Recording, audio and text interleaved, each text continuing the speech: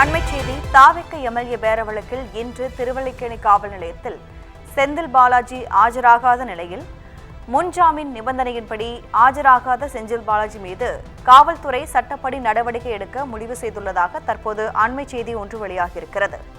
தாவிக்க MLA பேர வழக்கில் திருவல்லிக்கேணி காவல் நிலையத்தில் காலை மற்றும் மாலை 2 நேரங்களிலும் வந்து கையெழுத்திட வேண்டும் என்ற நிபந்தனையின் அடிப்படையில் முன்ஜாமீன் வழங்கப்பட்டது. இந்நிலையில் இன்று திருவல்லிக்கேணி காவல் நிலையத்தில் ஆஜராகாத செந்தில் பாலாஜி மீது சட்டப்படி நடவடிக்கை எடுக்க காவல்துறை தரப்பில் முடிவு செய்யப்பட்டுள்ளதாக தற்போது அண்மை செய்தி வெளியாகியிருக்கிறது.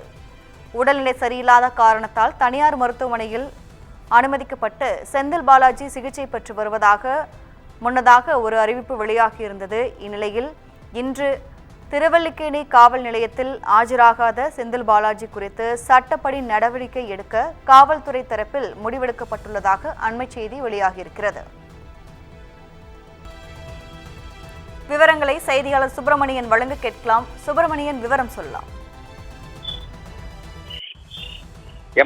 தாவேக எம்எல்ஏவிடம் பேரம் பேசிய வழக்கு தொடர்பாக முன்னாள் அமைச்சர் செந்தில் பாலாஜி திருவல்லிக்கேணி காவல் நிலையத்தில் ஆஜராகி கையெழுத்திட வேண்டும் என்று உத்தரவிடப்பட்டிருந்தது. ஆனால் இன்று காலை அவர் ஆஜராகவில்லை, கையெழுத்திடவும் இல்லை.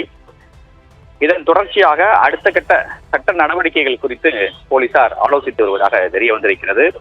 ஏனென்றால் நீதிமன்ற உத்தரவின் அடிப்படையில் தினமும் காலை மாலை 2 வேளைகளிலும் விசாரணை அதிகாரி முன்பு ஆஜராகி கையெழுத்திட வேண்டும் என்று உத்தரவிடப்பட்டிருக்கிறது. ஆனால் நீதிமன்ற உத்தரவை அவர் பின்பற்றாவிட்டால் உரிய சட்ட நடவடிக்கைகள் எடுக்கப்படும் என்று காவல்துறை தரப்பில் ஏற்கனவே தெரிவிக்கப்பட்டிருந்தது. அதன் அடிப்படையில் இன்று காலை அவர் ஆஜராகவில்லை. அடுத்த கட்ட சட்ட நடவடிக்கைகள் குறித்து போலீசார் தற்போது ஆலோசனை ஈடுபட்டு வருகிறார்கள். இது மட்டுமில்லாமல் இன்று மாலை 5:30 மணி அளவில் அவர் ஆஜராக வேண்டும். அதன்படியும் ஆஜராகாவிட்டால் முன்ஜாமீனை சட்ட ரீதியாக ரத்து செய்வதற்கு நீதிமன்றம் மூலமான சட்ட நடவடிக்கையை மேற்கொள்ள போலீசார் திட்டமிட்டிருக்கிறார்கள். அது தொடர்பான சட்ட நிபுணர்களுடன் ஆலோசனையிலும் போலீசார் ஈடுபட்டு வருகிறார்கள்.